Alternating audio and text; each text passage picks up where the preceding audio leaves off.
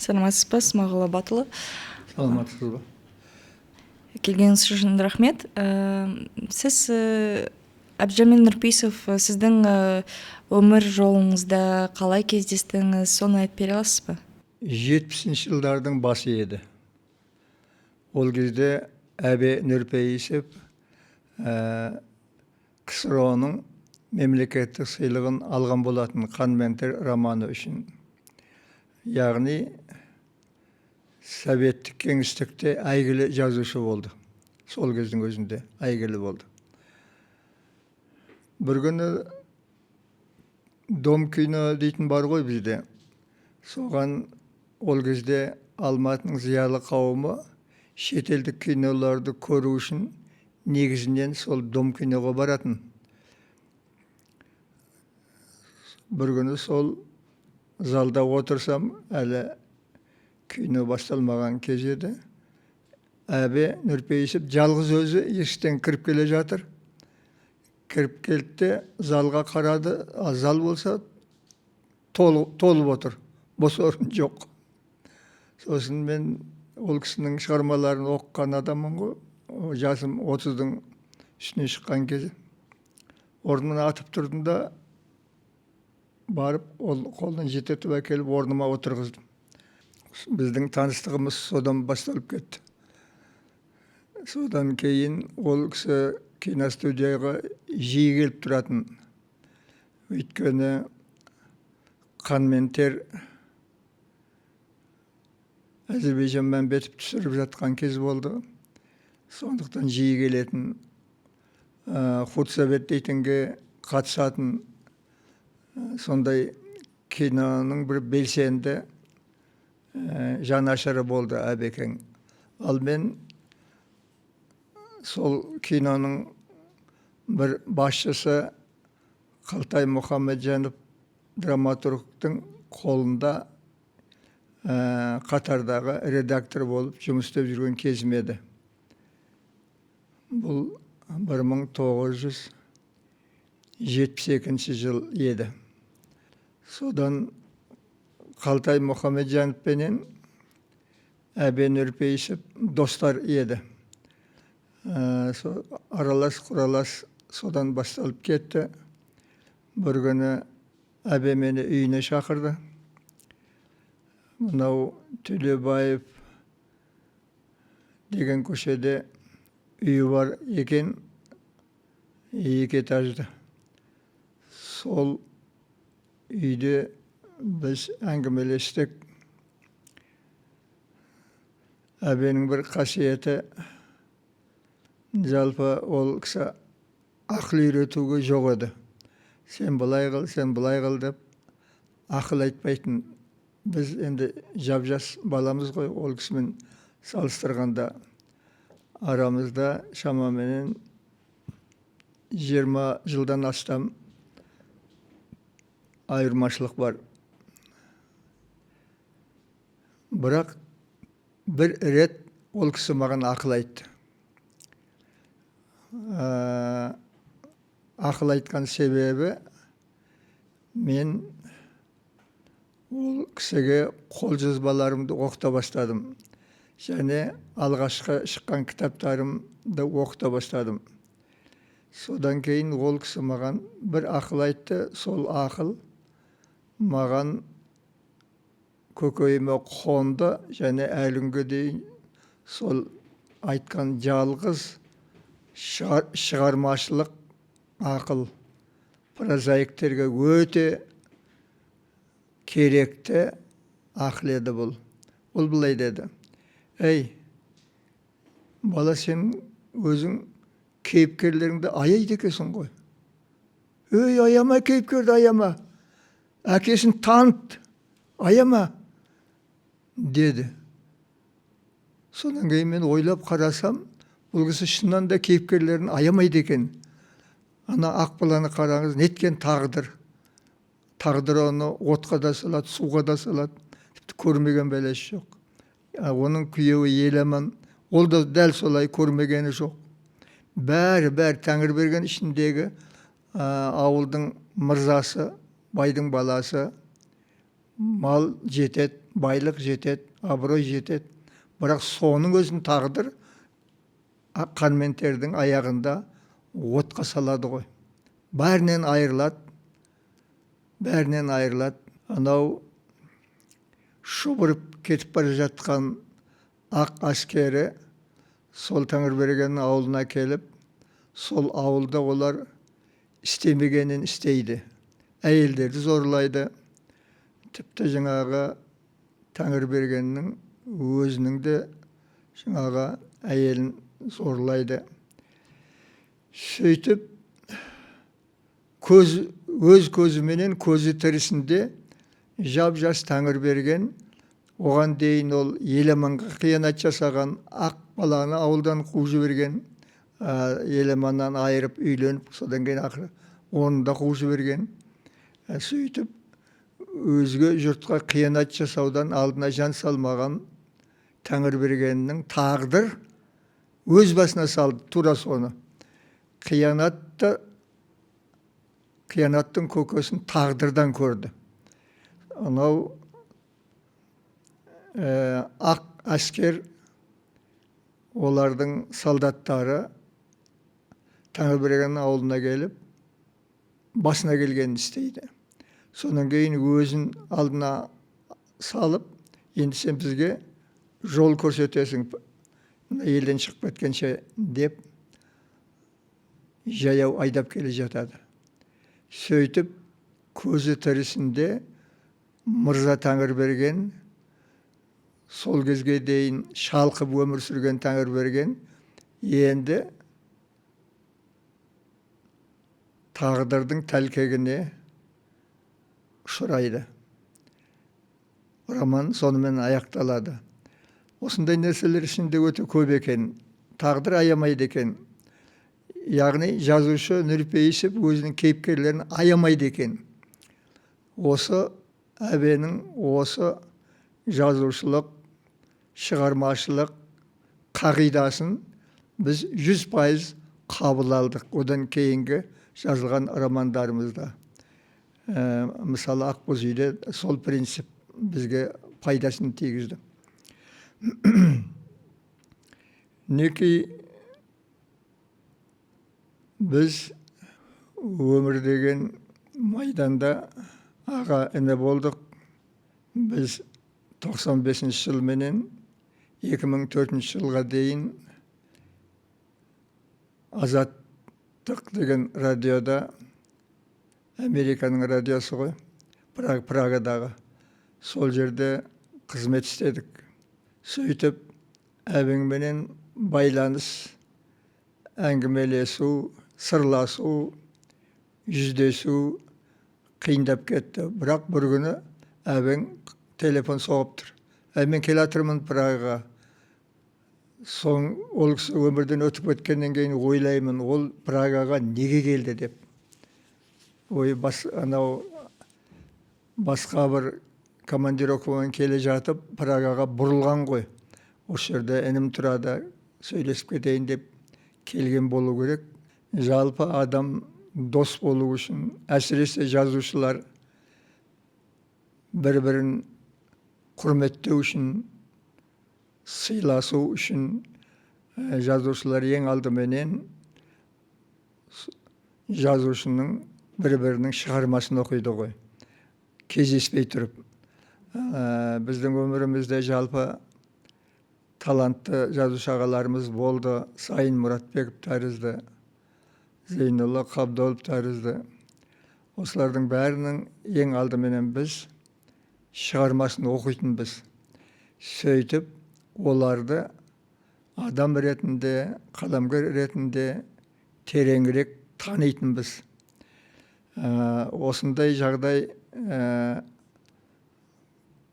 қазақтың алып жазушылары Әуезовтің шығармаларын оқып 7-ші класста жүргенде біз, содан кейін Қан мен терді оқып, осы қазақ әдебиетін шын мәнінде планета ашқандай болдық. Үлкен әсер қалдырды. Әлі күнге дейін сол әсерімізді біз ұмытқан жоқпыз. әсіресе қан мен тер үлкен әсер етті маған, үлкен әсер етті. Иә, Мынау- соны сұрайын дегем, сізге оның шығармашылығы, Әбекенің шығармашылығы сізге қандай әсер ықпал етті? Сол қан мен терді оқу әбенің өзін оқумен бірдей болды. Тек қана әбенің емес, әбенің қан мен тері арқылы қазақ деген халықты біз өзгеше, ерекше таныдық. Яғни қазақ болып туу аз екен. Егерде ол қазақ болып туып қазақтың әдебиетін білмесең, сен ол халықты білмейсің. Шынында да солай. Білмейсің. Қазақ болып тусаң да білмейсің. Неке әбені оқу, әуезовті оқу, біздің сол қазақ деген халықты тереңірек тануымызға көпір болды, үлкен көпір болды. Мүмкін тіптен жазушы болып қалыптаспаста едік, егерде осындай ұлы романдар жас кезімізде, 6-7 класста жүрген кезде қолымызға тимесе, тым ерте әдебиетпен айналыспаған болар едік. Осы әдебиет бізге қазақ деген халықтың сөз өнерін біздің таңдайымызға сіңірді. Қазақ деген халықтың жанын терең білуге жол ашты, көпір болды. Сондықтан біз Әуезов сияқты, Әбдіжәміл Нұрпейісов сияқты алыптарға өмір бойы қарыздарымыз жазушы ретінде. Сіз өзіңіз қанша жаста болдыңыз қан мен терді оқығанда? 30 жастың ояқ-баяғында болдым. 30 жастан өткен кезім болар деп ойлаймын. Анау әбенің жазушы ретіндегі бір ерекшелігі, оның кейіпкерлері соншалықты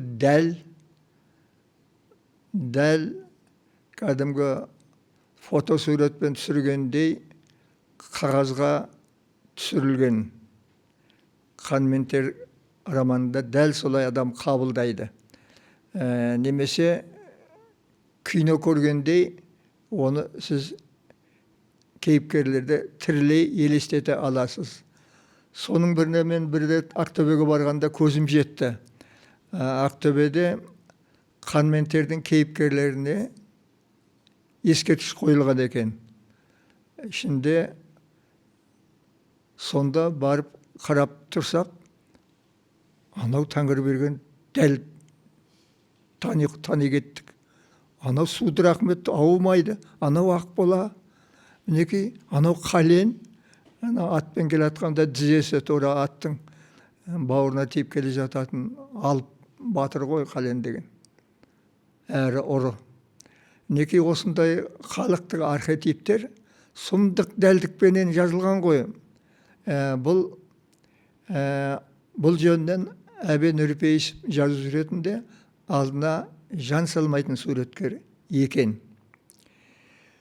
Өйткені жаңағы таспен бейнеленген ескерткішке қарап тұрып, біз қан мен терді қайта оқығандай сол кейіпкерлеріменен қайта кездестік. Тура дәл анау суретші де скульпторда дәл қан мен тердегі әсерін таспенен бере білген, бейнелей білген. Неки осындай жазушылық қыры тап-таза суреткер болды бұл кісі. Яғни өзінің жазушылық болмысына, қаламына адал болған адам. Оны сатпаған адам. Өйткені онсыз жалпы адам өмірде бір нәрсеге адал болмаса, адамның қалыптасуы қиын болған болар еді. Ол не бір әйелге адал болу керек, не өзінің профессиясы, кәсібі, қаламына адал болу керек, сатпау керек. Әбе үйіне қашан барсаңыз да сол баяғыда шығып кеткен, ондаған жыл, 30-40 жыл бұрын шығып кеткен романның текстерін жөндеп отыратын. Қараңыз, бұл өзінің сол шығармаларына деген адалдық, өмірінің аяғына дейін адал болды. Анау кішкентай фальш араласатын жерлердің бәрін әбе өшіріп отыратын. Айналып келгенде соңында сол мәңгі өшпес қан мен тер деген трилогия қалды ғой. Ал қалай ойлайсыз, қазір оның аты кішкене жастардың ішінде өшіп қалған? Көбінесе жастар білмейді кім болған екен Әбдіжәміл Нұрпейісов. Неге біз осы кісіні шығармашылығын соны ұмыттық? Қалай, сіздің ойыңыз қандай сол туралы? Қазіргі жастар көбінесе телефонмен дос қой. Бұл жерде өте жеңіл формада әлемдік оқиғаларды береді, өте жеңіл формада әдебиетті де солай береді. Ал енді бір том емес, 2 томдық, 3 томдық қан мен тер сияқты романды оқуға олардың мойны жар бермейді. Ол уақыттың бір болмысы деп ойлаймын. Дәл қазір уақыттың болмысы. Бірақ біз кітапқа бәрібір айналып келеміз. Өйткені дәл кітаптай халықты таныстыратын дос жоқ адамға. Біз Прагада 9 жыл тұрдық деп отырмыз ғой. Сол 9 жылдың ішінде кітапханаға ылғи баратынмын. Кітапханаға емес, кітап дүкеніне.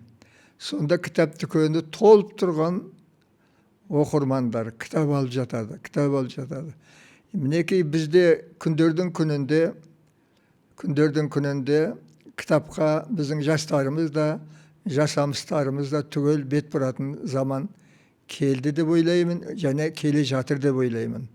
Өйткені шынтуайтына келгенде кітап адамға ойлану үшін керек.